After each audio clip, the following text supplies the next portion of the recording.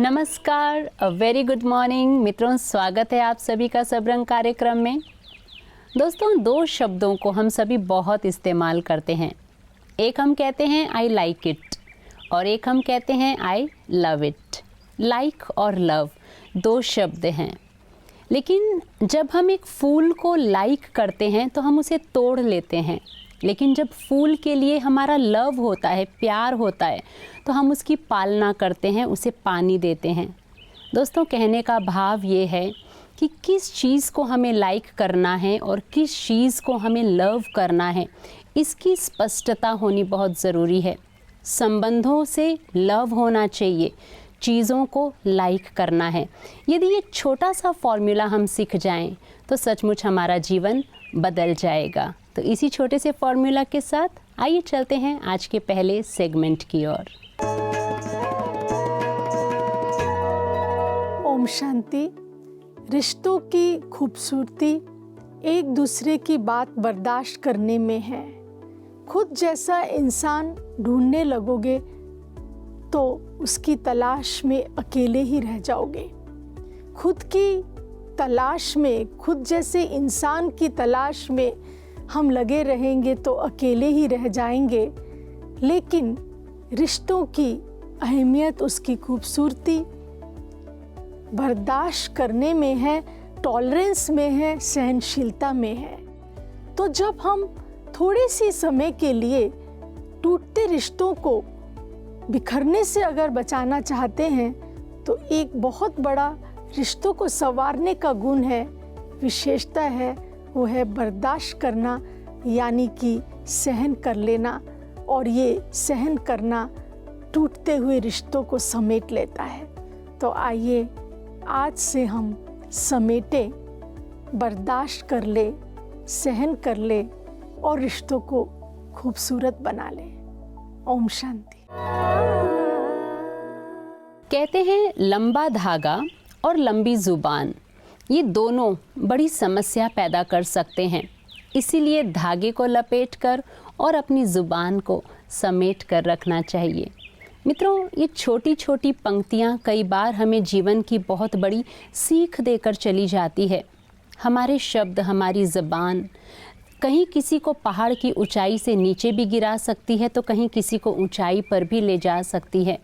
हमारे शब्द किसी के मन के घाव को ठीक भी कर सकते हैं तो किसी के मन में घाव पैदा भी कर सकते हैं। इसलिए ध्यान देने की ज़रूरत है। कुछ भी बोलने से पहले, अपनी ज़ुबान खोलने से पहले एक बार सोच लें कि क्या ये हमारे लिए और दूसरों के लिए फ़ायदेमंद है या नहीं। ओम शांति। घर पे जो यंगस्टर्स है कंप्लेन करते हैं कि स्किन पे एक्ने हो गया है, पिंपल्स आ गए हैं, तो इसे जल्दी से जल्दी कैसे ठीक करें। तो उस पर कोई क्रीम लगाना शुरू कर देते हैं या कुछ ऐसी चीज़ें लगाना शुरू कर देते हैं जिसमें केमिकल्स भरे होते हैं और इन केमिकल्स के साइड इफ़ेक्ट भी होते हैं। तो हम ऐसा क्या करें कि अपने बच्चों को घर पे कुछ ऐसी चीज़ बना के दें जिससे उनका एक्ने अपने आप नेचुरली कम होना शुरू हो। तो चलिए आपके साथ मैं एक सिंपल सी रेसिपी शेयर करती हूँ जिससे एक्ने और पिंपल्स के लिए बहुत बहुत फ़ायदा करेगा। घर के बच्चों को दे और बड़ों को भी अगर ये समस्या है तो आप उनको भी दे सकते हैं।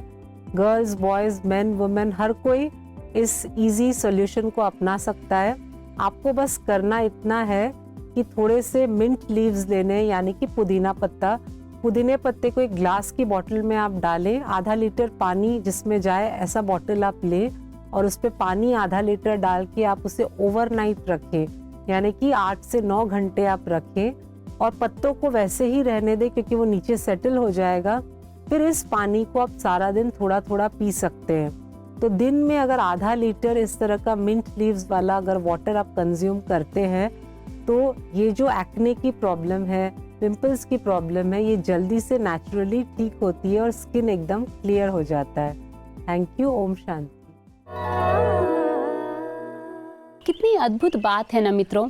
जब कोई हमारी प्रशंसा करता है, हमें मोटिवेट करता है, हमारे पक्ष में बोलता है तो हमें कितनी खुशी होती है। हम उमंग से भर जाते हैं, हमारा सिर गर्व से ऊंचा हो जाता है।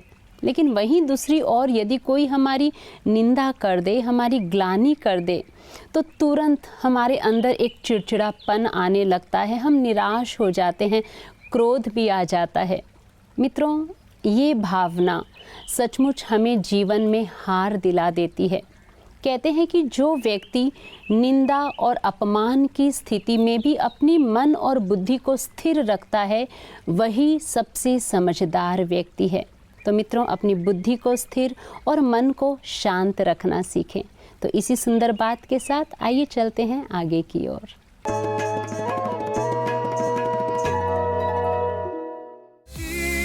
उम्मीद हम पूरा करेंगे, हर कदम आगे बढ़ते रहेंगे।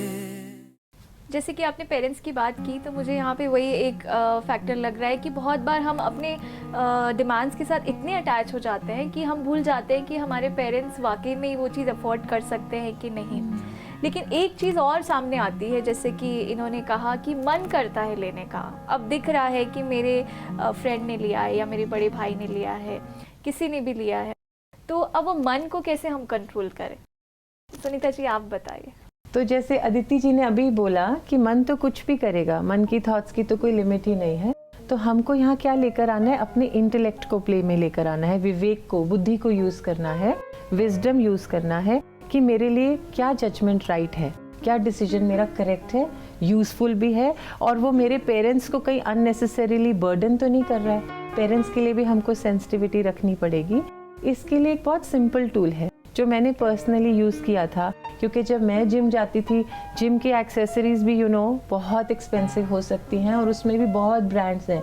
तो उसमें मैं भी इस रैट रेस में थी, और जैसे इन्होंने बिल्कुल ठीक कहा कि इस रेस को हम कभी जीत नहीं सकते। इन दी एंड हम भागते ही रहते हैं और दूसरों को भी परेशान करते हैं, अपने फैमिली वालों को।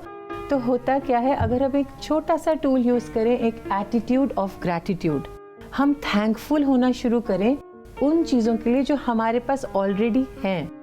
हम में से कोई, हम आपसे पूछते हैं, कोई भी बच्चा बताइए, जैसे आप बताइए कि आपके पास कोई ऐसी बात है, कोई ऐसी चीज़ है जिसके लिए आप थैंकफुल हैं लाइफ में? Mom dad. Mom dad, wonderful, very good. और कोई बताना चाहेगा किसी भी चीज़ के लिए जिसके लिए आप थैंकफुल हैं, ग्रेटफुल हैं कि मेरे पास ये है? बहुत सारे कपड़े। हाँ हाँ, वेरी गुड, वेरी गुड। हाँ जी मैम, एजुकेशन है, फूड की कोई बाउंडेशन नहीं है हम लोगों के पास, और अच्छा सा घर है, कॉलेज है, काफ़ी अच्छी एजुकेशन चलती है हम लोगों की मैम। तो मैम यही मैम थैंकफुल हूँ मैम लाइफ के लिए। हाँ, वंडरफुल। जब इस बारे में अभी आप जिक्र कर रहे हैं तो आपको अच्छी फीलिंग हो रही है ना? ऐसे ही जब मैं भी उस रैट रेस में थी, तब मैं हैप्पी नहीं थी। तो मैंने क्या किया, हर रोज़ उठकर सुबह या कभी सोने के समय एक ग्रैटिट्यूड जर्नल बनाया। ये मैं आपको एक एडवाइस दे सकती हूँ, आप भी कर सकते हैं इसको। एक डायरी या कोई भी कॉपी रख लीजिए, सिंपल पेज रख लीजिए। एक छोटी छोटी चीज़ें मैं उसमें लिखती थी। Thank you God for this pen जिससे मैं लिख रही हूँ, नहाने के लिए सर्दियों में गर्म पानी के लिए थैंक्स, इस डायरी के लिए थैंक्स। छोटी छोटी, एक वार्म बेड है सोने के लिए, फुटपाथ पे लोग सो रहे हैं। तो जब हम ग्रैटिट्यूड का एक एटीट्यूड बनाते हैं ना, धीरे धीरे धीरे वो हमें खुश होने का एक नया संस्कार क्रिएट होता है, थैंकफुलनेस का संस्कार क्रिएट होता है, जिससे हम इस रैट रेस से बचते हैं, खुद भी अनहैप्पीनेस से बचते हैं, अपने पेरेंट्स को भी इस बर्डन से रिलीज कर देते हैं, और पूरी फैमिली को हम ऐसे खुश रख सकते हैं, और पूरी सोसाइटी को ही हम साथ लेकर ग्रो करवा सकते हैं। कहते हैं कि उससे नफरत मत करो जो आपसे जेलस फील करता है, क्योंकि वही एक ऐसा व्यक्ति है जो ऐसे फील करता है कि आप उनसे आगे हैं। मित्रों, यदि कोई व्यक्ति हमसे नफरत करता है, ईर्ष्या करता है, जलन की भावना रखता है, तो हम उसे नकारात्मक रूप में ना लें, बल्कि ये सोचें कि परमात्मा ने हमें इस समाज में ऊंचा स्थान दिलाया है, उनसे आगे रखा है, और यही सोचकर हम परमात्मा का दिल से बार बार शुक्रिया करते चलें। तो इसी शुक्रिया का भाव मन में रखते हुए अपने आप को हमें खुश रखना है, सकारात्मक रखना है। तो इसी बात के साथ आइए आगे चलते हैं। ओम शांति। एक जमाना था, भारत में लोग तपस्या के लिए गुफाओं में जाके बैठते थे, निराहारी रहते थे, एक पैर पर खड़े होकर तपस्या करते थे, साल में एक बार चातुर्मास चौमास का साधना करते थे। लेकिन आज ऐसा समय है, हम भाग रहे हैं, पता नहीं किस चीज़ों के पीछे हम भाग रहे हैं। हर व्यक्ति या तो तन से भाग रहा है, या मन से भाग रहा है, या परेशानियों से भाग रहा है, या चिंताओं से भाग रहा है।